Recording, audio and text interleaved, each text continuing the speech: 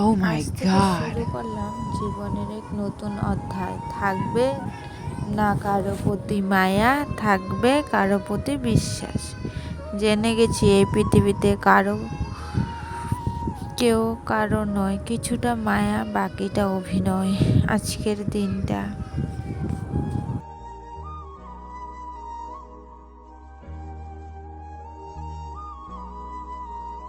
এই কথা আজকের দিনটা শুরু করলাম এই কথা দিয়ে ভিডিওটা। আমার সোনামা উঠলো ঘুমের থেকে, তোমরা তো দেখতেই পারলে। তো উঠা কইতেছে মা আমি স্কুলে যাবো। তো আমি বললাম বাবা এখন তো 11টা বাজে, স্কুল তো এখন শুরু হয়ে গেছে। আর আমি যেহেতু এখন স্কুলে আমার সোনামাকে দেই নেই, তো আগামীতে দেওয়ার ইচ্ছা আছে, দেখা যাক কী হয়। তো সোনামাকে আমি পা আদর করে কিছু খাওয়ালাম, কিছু খাওয়িয়ে বললাম যে এখন তুমি খেলা করো, আমার কাজ আছে। তো ও খেলতেছে, ও কান্না করার পরে ও খেলতেছে। তারপরে আমি আসলাম কাজে, ঘর ওর গুছিয়ে বিছনা উঠাইয়া এখন ফ্রিজে বোতলে জল ভরছি, ফ্রিজে দিব। ফ্রিজে জল দিয়ে আমি কাম করে বাসন ছিল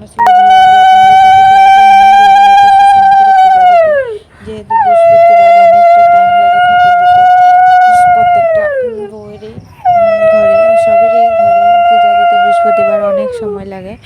তো পূজাও যা দিয়ে এদিকে ভাত দিতে লাগবো তোমাদের দাদা বাইরে। তো